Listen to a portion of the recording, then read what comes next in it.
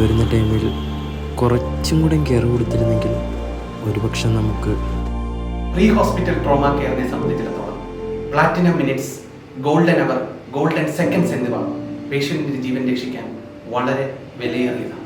അപകടം സംഭവിച്ചതിന് ശേഷം ആ ഒരു സമയം മുതൽ നമ്മളുടെ ആശുപത്രികളിലേക്ക് എത്തിക്കുന്ന ആ സമയത്ത് നമുക്ക് എന്തൊക്കെ ചെയ്യുവാനായിട്ട് സാധിക്കും.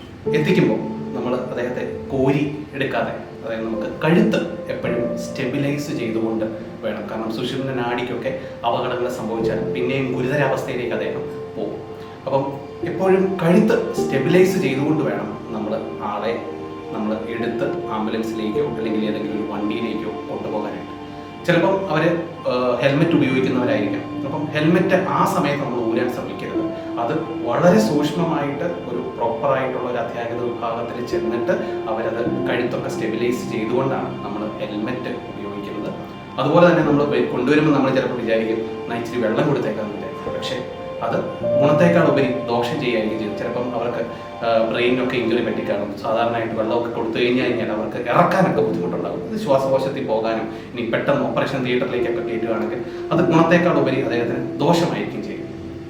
അതുപോലെ നമ്മളിപ്പോൾ കൊണ്ടുവരുന്ന സമയത്ത് നമ്മൾ കാണുകയാണ് ഒരു വലിയ ബ്ലീഡിങ് സ്പോട്ട്, അതായത് നമ്മൾ രക്തം വാർന്ന് അദ്ദേഹം പോകുന്നു. അങ്ങനെ വരികയാണെന്നുണ്ടെങ്കിൽ എന്തെങ്കിലും ഒരു തുണി ഉപയോഗിച്ചോ എന്തെങ്കിലും ഒരു കാര്യം ഉപയോഗിച്ചോ അതിനെ കംപ്രസ് ചെയ്ത് വയ്ക്കുക. അതുപോലെ തന്നെ ഏറ്റവും ഇമ്പോർട്ടൻ്റ് ആയിട്ടുള്ള ഒരു കാര്യമാണ് അലേർട്ട് ചെയ്യുക.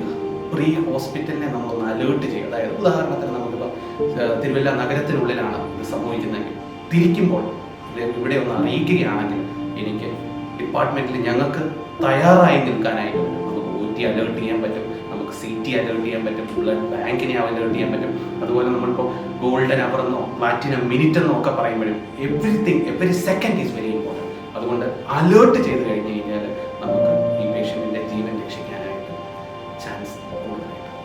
Thank you.